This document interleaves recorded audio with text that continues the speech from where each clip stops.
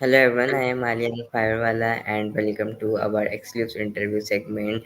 Today we have the pleasure of diving into world of sustainable business with none other than Mr. Kerslake. Is not just a coach, he is a visionary leading the charge toward more environmentally conscious, socially responsible business landscape. So welcome sir, how are you? Thank you. Thank you very much for asking me. I'm very well, thank you, and I'm delighted to be here. Thank you so much. So, sir, first of all, I am very thankful to you to coming in my show and giving your time. Thank you so much for coming. Oh, you're welcome. Okay. So, sir, before moving on the question, can you please introduce yourself? Yeah, so I'm Stuart Kerslake. As you said, I'm I guess I would call myself a life coach for business owners. So I help people who want to grow their business, particularly in the sustainability space, um, to get clear on what it is they love to create, and also to understand what might be holding them back, all the kind of thoughts and feelings they might be having about, I'm not good enough, I'm not worthy, you know, this is too big for me, whatever is going on. I help them to be aware of that and to settle that down. So that's kind of what I do. Okay. Thank you so much for this wonderful introduction. So, my first question is, can you share with us your journey toward becoming a sustainable business coach, what inspired you to focus on creating lasting positive change? Thank you. And I probably should have mentioned I'm based in the United Kingdom, just outside of London. So it's been quite a long journey actually. I spent many years as an accountant, and then when I started working for myself about 20 years ago, I was doing accountancy work, and I realized that it didn't give me very much joy. And so I then became a a virtual finance director or virtual CFO for smaller businesses, helping them grow their businesses. And then that developed into coaching. And then, as I say, the most recent version of that is about mindset coaching and the inner work. Because the more, so I call myself a sustainable business coach, and it's almost like in three levels. The more sustainable we are, the more we aligned we are to our vision, our purpose, and we know about our strengths and weaknesses and all those kinds of inner things, then the more sustainable our business becomes. Our business is often a reflection of us, and if we believe certain things, then the business reflects that. The clients are slightly nervous because they feel that you don't feel you're good enough, or whatever is going on. And then, so once we are sustainable in our vision and what we wish to do in our lives, then we can bring that into the business and make the business more profitable, impactful, and systemized so that it's built to last. And then from that space, we make a much greater difference in the world, in in sustainability or whatever it might be that we're looking to do.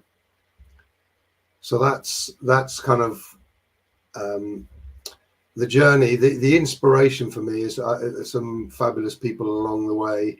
Um, I'm part of the Genius U organization. Roger Hamilton is a true visionary in that space, and I was at an event that he was involved with a long time ago now, 2007, where everything kind of opened up for me when I realized that business, small businesses in particular, but enterprising people could change the world. It wasn't going to be changed by governments and by the big corporations. It was going to be individuals focused on things.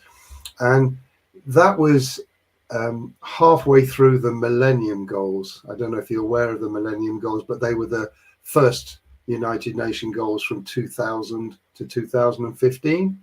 So they came before the Sustainable Development Goals. And it was a terrible time. There was banking crisis was starting. 9/11 had happened in America and the whole American response to that, with the war on terror and all these horrible things were happening. And yet, despite all of that, we were beating all of those Millennium Goals targets. And it was happening, as I say, through individuals and through small businesses. And so here we are, just slightly more than halfway through the Sustainable Development Goals. And I would love to believe that the same is true now, that we are ahead of all of those targets, despite, COVID and despite the wars that are going on and despite all the climate anxiety. The reality, I believe, is that we are making the headway that we would love to make. So, yeah, that may answer some of your other questions as well, but that's what came to me to say now. That's wonderful. Great. Okay. So, how do you define sustainability within the context of business, particularly in relation to SDG 14 Life Below Water? Thank you for that. So, yes, that's the particular SDG that I focus on, life below water. I have a real connection with water. I'm an open water swimmer. I love the whales and dolphins and the other creatures that live in the water as well. And so that's what drew me into this. The sustainability angle for me is a new angle, and I'm going to be very honest. I am not a great, I'm still consuming more than I should do, and there's plastics in my household and all the rest of it. So I'm not claiming to be perfect, but what I would love to do is to help shine a light on those people who are doing fabulous work in that space of Sustainable Development Goal 14 and just make them more impactful and more effective. And so I think I might have slightly answered this question already. It's like sustainability within the business is to be aligned in yourself, to be living your true life, so without the worries and the concerns of the belief patterns that we all have about not being good enough or not belonging or not having enough of intelligence or money or whatever it might be, all of these beliefs that we carry around as humans. So it's helping people to let go of those. And then from that space, they're more likely to look at how they can create a business which is a true business, because a lot of people in sustainability have a great passion for what they do, and they don't really necessarily know how to run a business. And so this is where my accountancy and kind of CFO background can come in to help them become profitable and impactful, so that that they're very focused on the impacts they can make, rather than being a little bit all over the place with their focus. And then putting systems in place so that the business is sustainable in that sense. It's built to last, it's built to grow. It's not going to fall over in the first kind of wind that comes along. So that's that I don't know whether that answers the question. Does that answer the question? Yeah, great. Okay, so could you tell us more about your coaching approach and how it integrates self awareness and personal growth? Yeah, thank you. And that we've I've mentioned some of that before, but it's about having a very clear vision on what you would love to create in your life, and then how the business fits into that. Because so many people focus on what they want to do within the business without recognizing how it fits into the rest of their life, their family, their sport, their hobbies, the time in nature, and just quiet time. And so I see a lot of clients, when I was doing the virtual CFO work, I was seeing a lot of the clients burning themselves out, and their whole focus was on business and not about the rest of life. So it starts with having a clear vision on what you would love your life to look like, and then how the business fits into that, rather than how your life fits into the business. It's the other way around. And it's about also about self-awareness of these beliefs that I was talking about. And there are various tools and exercises that I do with people so that they get a deeper awareness of what's going on for them. I know, for example, I have a real pattern around overcomplicating things and overloading things, and overloading myself, overloading and confusing other people. And so now I'm aware of that. I can let go of that and be less confusing, and therefore my business is more effective as a result. I think that's my answer to that one. Yeah, great, wonderful. Okay, so my next question is, can you share a success story or case study of a business you have coached towards sustainability, highlighting the impact it had on both their business goals and environment efforts? Fantastic. So the sustainability angle, as I say for you, is a relatively new one for me, actually, for businesses in sustainability. But if we take businesses that are looking to make a difference in the world for good, I have a client who has a business doing beauty treatments, massage and face massage and hand massage, as well as uh, creams and lotions to improve uh, their look. But what she realized is the difference she really wanted to make was in this area of touch, of actually uh, helping people to get back in touch with themselves and feel good about themselves, to feel beautiful on the inside. And in working together, what became obvious for her was to talk more about that. So now she speaks about this. She runs courses and training programs where people, they might massage their hand, or they might massage their own face, or whatever it is, and just come to terms with themselves, and the kind of inner love, the love for themselves, and the beauty shines out as a result of that. So it was just changing her perception that people wouldn't want this, and people would, uh, touch is a slightly challenging word for some people as well. It's like, oh, don't touch me, well, no, you're going to touch yourself. So that was that's an example that came to mind straight away. So and now she, as I say, her business, she's making a lot more money in her business because she's doing these courses and can do one programs with lots of people on rather than just one at a time. And her clients are getting beautiful results out of that because they are reconnecting with themselves and starting to love themselves again. And of course, the ripple from that, as it goes on into their families, it goes on to where their workplace and other people see them in a different light and see them shining in their kind of true self. And that's that's the intangible bit of working here, is what's the ripple, what's the impact that you wish to make from being in business.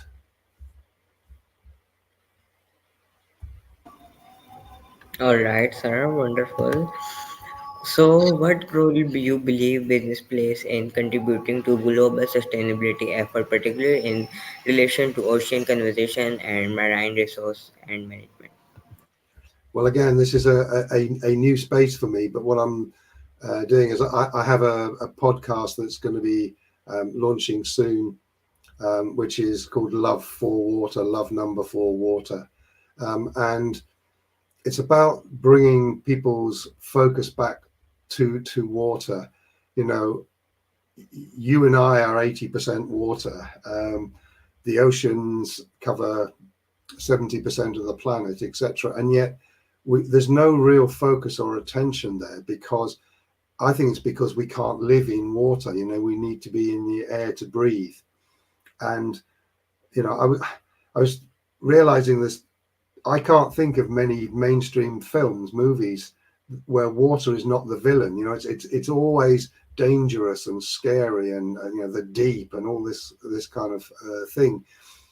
And so what I'm seeking to do here is to shine a light, to interview people and to spotlight great people who are doing work around marine resource management, ocean conservation, all of those areas. So, for example, only 1% of all charitable giving goes towards the oceans. It's that I want to help these people redress that balance so that it's more equal. Um, I like to say that there is only one body of water on this planet, and some of it's flowing through you, and some of it's flowing through me and the other people watching this, and some of it's in the ocean, and some of it's in the tap, and some of it's in the borehole, and some of it's in the river.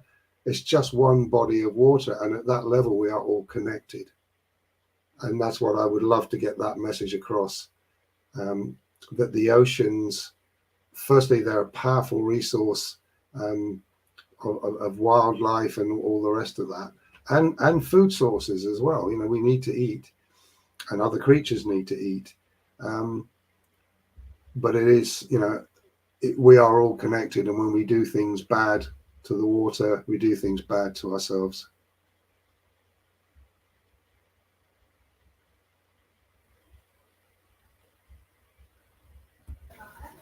All right, that's great, wonderful, awesome.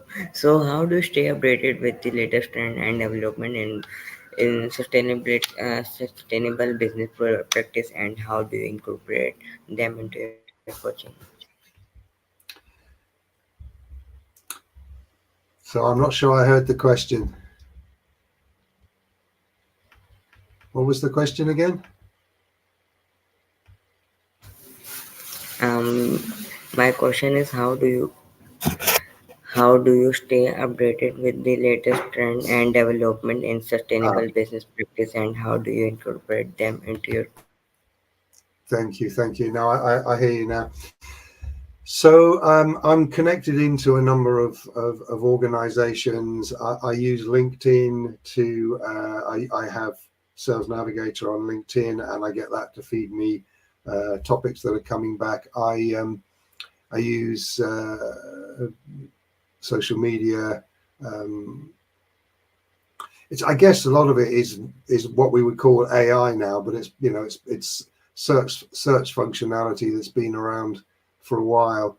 I just search in different places to find out what's going on, and I blessed, so for example, and then I connect with the people. I connect with them particularly on LinkedIn, but I connect with them where they are, and ask them. So for example, I connected with this woman who's running. She runs a shellfish farm in Vancouver Island in Canada, and we had a couple of conversations, and she's running a conference around sustainable fishing practices and things, and she's asked me to come and be the host of it, to be the MC, hosting the various speakers and things. So it's just by having conversations. That's my main approach to things, is just notice what comes up in my feeds and just go and have conversations with people.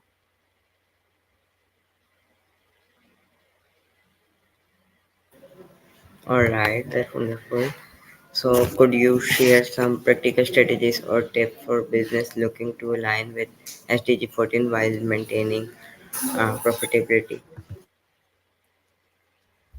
Well, the first thing I would say is I don't. It would be to not treat yourself differently from any other business.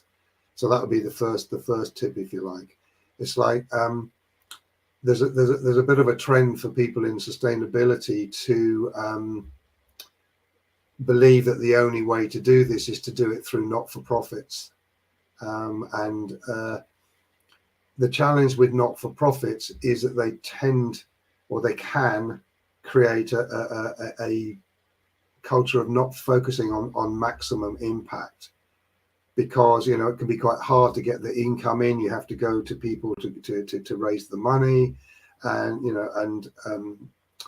then you need to be careful of where you're spending it, and so on and so forth. Whereas if you're running a traditional for-profit business, you have less of those concerns. Of course, you need to continue making income and all the rest of it, but it's not like you're having to go to people to give to you. It's not a donation-based business. So that would be another tip for me, is consider whether you need to be a social So whether you need to be a not-for-profit or whether you could be what I love, Muhammad Yunus, who was the Nobel Peace Prize winner, created the Grameen Bank, and he's the kind of father of microfinance, micro lending.